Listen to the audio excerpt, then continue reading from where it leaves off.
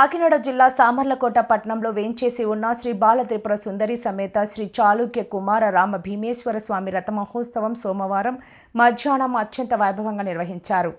వివిధ సాంస్కృతిక సాంప్రదాయక నృత్యాలతో కళాకారుల వేషధారణతో ఈ యొక్క రథ మహోత్సవం ఆలయ కార్యనిర్వహణాధికారి బి నీలకంఠం మరియు భక్త మండలి చైర్మన్ కంటె జగదీష్ మోహన్ ఇతర కమిటీ సభ్యుల ఆధ్వర్యంలో వేద పండితుల మంత్రోచ్చరణల ఈ రథ మహోత్సవ కార్యక్రమాన్ని నిర్వహించారు.